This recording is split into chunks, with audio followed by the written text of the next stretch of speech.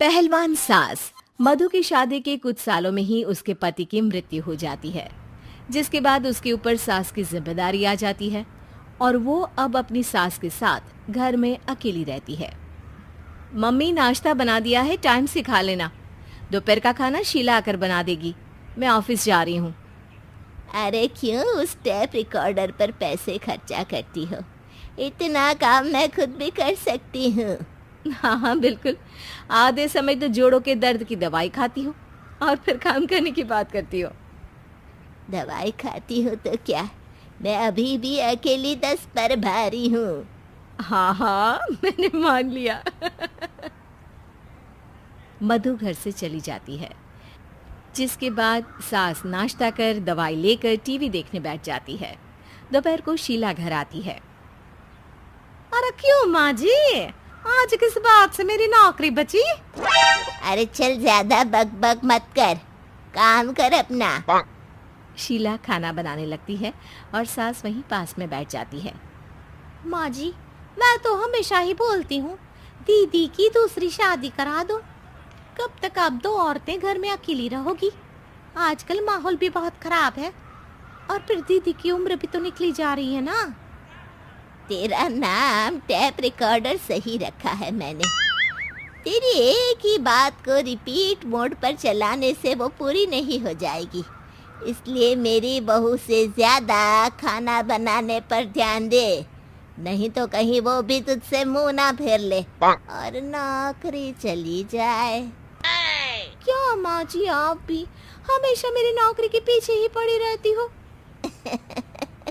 तो क्या तेरे पीछे पड़ूं? इसी तरह दोपहर से शाम हो जाती है और शीला अपना काम खत्म कर वापस चली जाती है। अब अकेली सास एक बार फिर टीवी देखने बैठ जाती है, जिसकी थोड़ी ही देर में मधु घर आ जाती है और सास बिना कोई देर किए शीला की बातें उसे बताने लगती है। मम्मी, आप भी ना किसी बच्चे से कम नहीं हो, जिसके पास हमेशा शीला को लेकर कोई ना कोई बात रहती ही है। अब बस भी करो ना, इतनी बुरी नहीं है बेचारी। अरे मैंने कब कहा बुरी है, बस उसकी बातें करके मुझे बड़ा मजा आता है। सास की बात पर हंसते हुए दोनों डिनर करने बैठती ही हैं कि लाइट चली जाती है। अंधेरे में मधु मोबाइल की फ्लैश लाइट जलाकर मोमबत्ती ढूंढने लगती है। तभी उसे हॉल में कुछ गिरने की आवाज आती है। मम्मी, आप अंधेरे में इधर उधर क्यों घूम रही हो? अरे तेरे पीछे ही तो खड़ी हूँ। हाँ, अगर आप यहाँ हो तो वो हॉल में सामान कैसा गिरा? भूत आया। अरे मुझे क्या पता, जाकर देखना पड़ेगा ना। दोनों हॉल में जाते हैं, लेकिन वहाँ कोई नहीं होता। अब उन्हें कमरे में से सामान गिरने की आवाज आती है। लगता है ये भूत चोरी करने आया है, इसे वापस कब्र में पहुंचाना ही पड़ेगा। बस हाँ, आप ज्यादा ना तीस मार खा मत बनो, मैं पुलिस को फोन करती हूँ। अरे जब तक तेरी पुलिस आएगी तब तक क्या वो हमारे साथ बैठकर अंताक्षरी खेलेगा? हट डरपोक, संभालने दे मुझे। अब सास पास रखा फ्लावर पॉट उठाकर कमरे की तरफ बढ़ने लगती है, जहाँ उसे दो आदमी दिखाई देते हैं। पीछे पीछे मधु भी वहां आ जाती है। मम्मी, अभी भी मौका है, बाहर भाग जाते हैं। मधु की आवाज सुन चोर चौकन्ने हो जाते हैं। ओए तुम दोनों, जहां हो वहीं खड़ी रहना, नहीं तो दोनों को गोली मार दूंगा। अरे तुम दोनों अभी के अभी बाहर जाओ, नहीं तो मैं तुम्हें जिंदा नहीं छोड़ूंगी। ये बुढ़िया हमें धमकी दे रही है। अबे तुम दो अकेली अब लड़ते क्या कर लोगी? अरे जा भेजा, दोनों को बांध दे। जैसे ही दूसरा आदमी सास को पकड़ने उसके पास आता है, तो वो उसके सर पर फ्लावर पॉट मार देती है।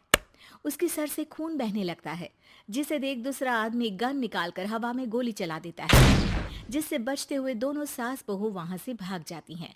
अब वो तीनों एक दूसरे के आगे पीछे पूरे घर में भागने लगते हैं।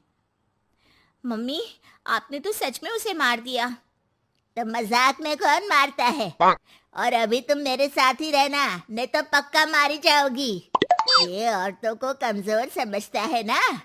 आज इसे औरतों की ऐसी ताकत दिखाऊंगी कि ये आदमी पैदा होने पर शर्म करेगा।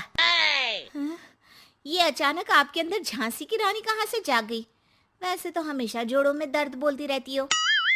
अभी तुम्हें जान बचानी है या जोड़ों के दर्द की कहानी सुननी है? मधु और उसकी सास कमरे में जाकर दरवाजा अंदर से बंद कर लेते हैं, जिस पर चोर बाहर खड़ा दरवाजा बजाते हुए उन्हें आवाज लगाने लगता है। क्यों डर गई? अरे वैसे तो बहुत धमकी दे रही थी, गेट खोल अब बुढ़िया। अबे पागल, धमकी देने और होशियार होने में फर्क होता है, पर ये दिमाग वाले काम तुझे तो समझ में नहीं आएंगे। रुक, अभी तेरा दिमाग ही बाहर निकालता हूँ। ये कहते हुए चोर गोली चलाने ही वाला होता है कि सास अचानक दरवाजा खोलकर उसके मुंह पर परफ्यूम डाल देती है, जिससे चोर गन फेंककर दर्द से चिल्लाने लगता है।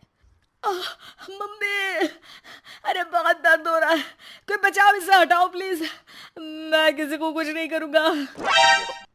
क्यों रे, क्या थोड़ा सा दर्द होते ही मम्मी मम्मी करने लगा? अभी तो औरतों को कमजोर बोल रहा था। भूलियो मत, एक औरत ने ही तुझे इस दुनिया में जन्म दिया है, और वो भी तुझे ये दर्द हो रहा है ना, उससे लाख गुना ज्यादा दर्द सहकर। इसलिए औरतों को दोबारा कमजोर भूल कर भी मत बोलियो। वाह मम्मी, आपका ये रूप तो मुझे पता ही नहीं था, आपने तो कमाल ही कर दिया। कहा था ना, अकेली ही 10 पर भारी पड़ सकती हूँ, ये तो फिर भी 2 ही थे। इतनी देर में पुलिस भी वहां पहुंच जाती है। आ गए आप, कर लो इन्हें अरेस्ट और जेल में बैठकर अंताक्षरी खेलना।